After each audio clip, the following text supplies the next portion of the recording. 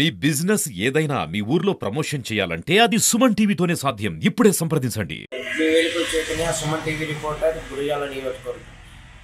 ఈరోజు దాచేపల్లి మండల దాచేపల్లి ఎంఆర్ఓ గారు తహసీల్దార్ గారు లేకపోవడంతో ఇక్కడ నుంచి ట్రాన్స్ఫర్ అయ్యి గురిజాల వెళ్ళిపోవడంతో పిడుగురాళ్ళ నుంచి తహసీల్దార్ గారిని ఇక్కడ నియమించారు. అయితే పిడుగురాళ్ళ నుంచి తహసీల్దార్ గారు దాచేపల్లి రావడం కోసం రాను వెళ్ళను సుమారు 40 కిలోమీటర్లు ఉంటుంది. ఈ టైంను కూడా తహసీల్దార్ గారు దాచేపల్లి కేటాయించకపోవడంతో ఆస్వాదంగా మారింది దాచేపల్లిలో. ఎందుకంటే ఇక్కడ దాచేపల్లిలోని రైతులు కానీ అదేవిధంగా విద్యార్థులు ఎన్నో అష్టకష్టాలు పడుతూ ఉన్నారు. రైతులు అయితే పాస్ బుక్స్ కానీ అదేవిధంగా వాళ్ళు రుణాలు పెట్టుబడి కోసం బ్యాంకుల చుట్టూ తిరిగి 1B కానీ అడంగలు కానీ కనీస పత్రాల కోసం కూడా ఇవ్వలేని పరిస్థితి ఉంది. ఎంఆర్ ఆఫీసు ఆర్ఐలు కానీ కింద స్థాయి అధికారులు ఉన్నా కానీ ఏదైనా వాళ్ళని వెళ్ళి అడిగి కింద స్థాయి అధికారులను అడిగినా కానీ ప్రశ్నించినా కానీ మాకు పలానా 1B కావాలి, అడంగలు కావాలి, పాస్బుక్ కావాలని అడగగా కానీ అయినా వాళ్ళు ఇచ్చే సమాధానం ఏంటంటే మా ఎంఆర్ఓ గారు లేరు, మీ ఇష్టం వచ్చి చేసుకోండి అని చెప్పేసి ఒకటే సమాధానం. రైతులు ఆ ఎంఆర్ఓ గారు ఎప్పుడు వస్తారో తెలియదు. ఉదయం 9 కాంచి ఆఫీసులు కాంచి ఆఫీస్ మూసేసే వరకు సాయంకాలం 6 గంటల వరకు పడిగాపుడు భోజనాలు అవన్నీ చేయకుండా ఎంఆర్ఓ గారు ఎప్పుడు వస్తారో ఎప్పుడు వెళ్తారో తెలియక వాళ్ళు కింద స్థాయి అధికారులు సరైన సమాధానం చెప్పక కష్టాలు పడుతున్నారు. దాచేపల్లి మా పొలం ఆన్లైన్లో ఎక్కడానికి నేను 3 నెలల నుంచి తిరుగుతున్నాను. ఎంఆర్ఓ గారు స్థలాల్లో ఉన్నారు, ఆయన త్వరగా ఎవరు రాలేదు. మా పనులు ఎప్పుడైతే ఎప్పుడు చేస్తారు వీళ్ళు. ఆర్ఐ గారిని అడిగితేనో ఎంఆర్ఓ రాగానే పని చేపిస్తామంటున్నారు. జానయ్య గారిని అడిగాను, ఆయన రాగానే పని చేపిస్తామని అంటున్నారు. ఆయన ఎప్పుడు వస్తాడు, మాకు ఈ పనులు ఎప్పుడు చేస్తారు, ఎంఆర్ఓ గారు ఎప్పుడు వస్తారు మాకు చెప్పాలిగా కోరుతున్నాం. దాచేపల్లి సిపిఎం మండల కార్యదర్శిని.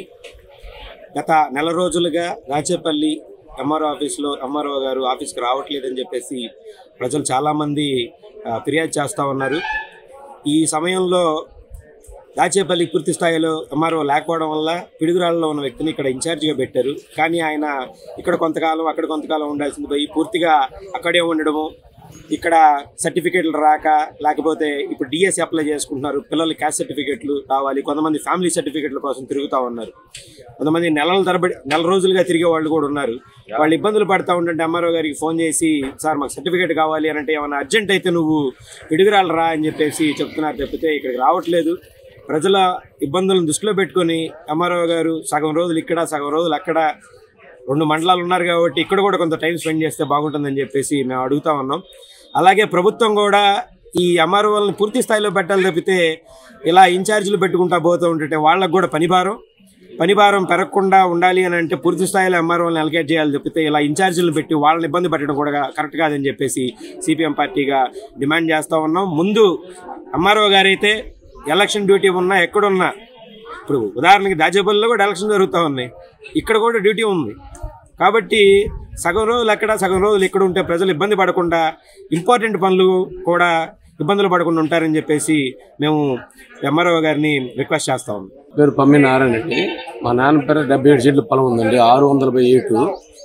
ఆ నెంబర్లో గత సంవత్సరం ఎప్పుడు అడంగులు మామూలు ఆన్లైన్లో మీషోలు వచ్చాయి. ఈ సంవత్సరం ఎన్నిసార్లు ప్రయత్నం చేసినా రావట్లేదు. ఏందని లెటర్ పెడితే 6వ కాలంలో తప్పుపడిందని చెప్పారు. ఏమని అంటే వాస్తవంగా అయితే పట్టా మెట్ట అని ఉండాలి.